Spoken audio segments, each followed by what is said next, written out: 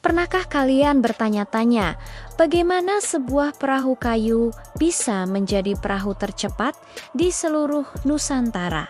Jawabannya tersembunyi dalam sebuah legenda dari pesisir Mandar, Sulawesi Barat.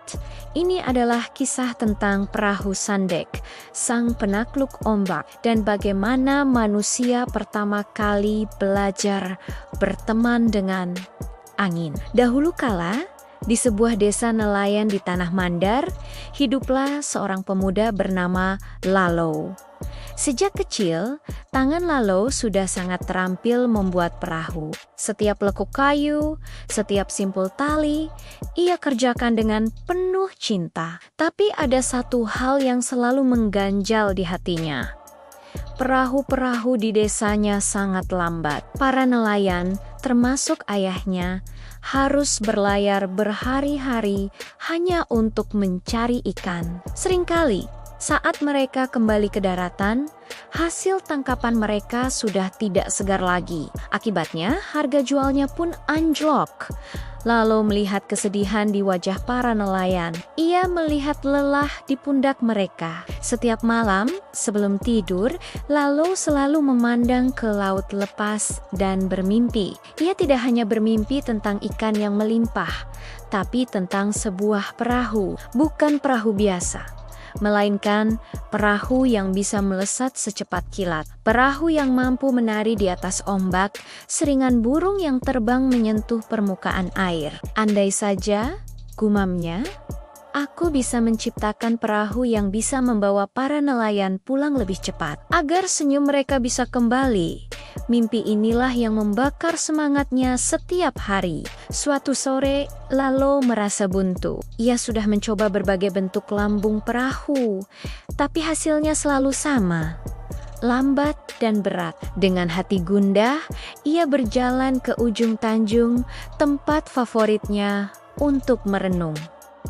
Di sana, angin bertiup sangat kencang. Orang Mandar menyebutnya angin pasare, angin pembawa kabar baik dari lautan. Biasanya, angin sekencang ini adalah musuh bagi perahu-perahu kecil. Tapi saat itu, Lalu melihat pemandangan yang aneh, seekor burung camar terbang rendah dengan sangat cepat, seolah bermain-main dengan embusan angin yang dahsyat itu. Burung itu tidak melawan angin, tapi juga tidak terhempas. Ia justru memanfaatkan kekuatan angin untuk melesat lebih cepat, lalu tertegan. Ia merasa seolah alam sedang berbicara kepadanya. Dengan sedikit nekat, ia berbisik ke arah angin. "Wahai angin pasare yang agung, aku ingin perahuku menjadi kawanmu, bukan melawanmu, tapi menari bersamamu. Tunjukkan padaku rahasiamu." Tiba-tiba, Lalo melihat sesuatu yang menakjubkan. Embusan angin yang menerpa permukaan laut menciptakan rayak-rayak air yang membentuk pola-pola aneh. Pola itu tidak bulat atau tumpul, melainkan tajam, runcing, dan sangat ramping. Seketika, sebuah ilham menyambar pikiran Lalo. Ia akhirnya mengerti, untuk bisa bersahabat dengan angin dan air, perahu tidak boleh melawan. Perahu harus bisa membelah air, bukan mendorongnya. Saat itu juga, Lalo seolah melihat cetak biru perahu impiannya di permukaan laut. Ia harus membuat badan perahu yang sangat tipis dan runcing, agar bisa menyelinap di antara gelombang tanpa hambatan. Tapi perahu yang tipis pasti akan mudah terbalik, kan? Lalu kembali melihat ke arah burung camar yang terbang dengan sayap terentang lebar, menjaga keseimbangan dengan sempurna. Tentu saja, keseimbangan, perahunya harus memiliki sayap di kedua sisinya, seperti cadik yang menjaga agar perahu tetap stabil meski dipacu dalam kecepatan tinggi. Pertemuannya dengan angin pasare di ujung Tanjung sore itu telah memberinya semua jawaban yang ia cari. Dengan semangat yang membara, Lalo segera kembali ke bengkel kerjanya. Mimpi yang dulu hanya ada di angannya, kini mulai terbentuk nyata. Ia tidak lagi ragu, lalu memilih kayu-kayu terbaik yang paling ringan namun paling kuat. Siang dan malam ia bekerja tanpa kenal lelah.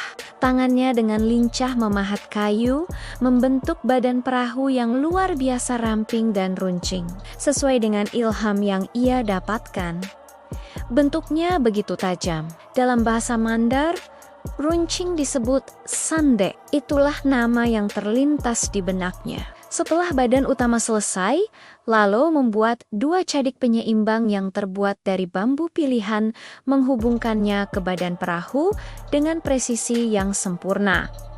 Bagian terakhir adalah layarnya. Ia tidak lagi menggunakan layar segi 4 yang berat dan kaku seperti perahu-perahu lain. Lalu merancang sebuah layar segitiga raksasa yang menjulang tinggi, terinspirasi dari sayap burung camar yang mampu menangkap setiap embusan angin pasare dengan maksimal. Perahu itu terlihat sangat berbeda, aneh, tapi juga sangat indah. Para penduduk desa yang melihatnya hanya bisa menggelengkan kepala. Mereka pikir Lalo sudah gila. Akhirnya, tibalah hari pembuktian. Lalo mendorong perahu barunya ke tepi pantai. Seluruh penduduk desa berkumpul.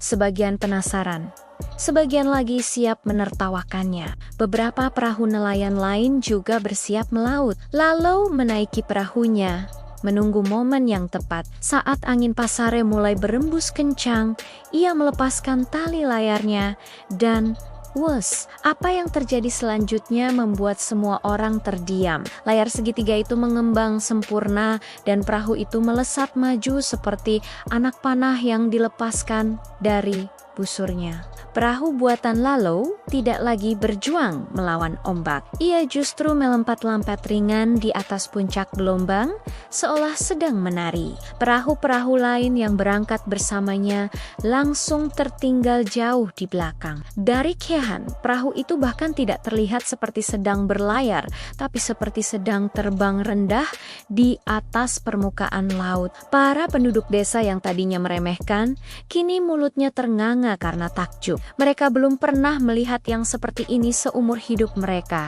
Lalu, sang pemuda pemimpi telah berhasil menciptakan keajaiban. Ia berhasil mewujudkan mimpinya, perahu tercepat di lautan. Sejak hari itu, perahu ciptaan Lalo secara resmi dinamai perahu Sandek, sang perahu runcing. Kabar tentang kehebatannya menyebar secepat angin itu sendiri. Para nelayan Mandar berbandong-bandong belajar membuat perahu serupa. Berkat penemuan Lalo, kehidupan mereka berubah total. Mereka bisa melaut lebih jauh dalam waktu yang lebih singkat. Hasil tangkapan mereka selalu segar saat tiba di pasar, membuat ekonomi desa meningkat pesat. Para pelaut Mandar pun menjadi yang paling disegani di seluruh perairan Nusantara. Mereka dikenal sebagai pelaut ulung yang mampu menaklukkan angin dan ombak dengan perahu ramping mereka. Hingga saat ini, perahu Sandek bukan hanya sekadar alat transportasi.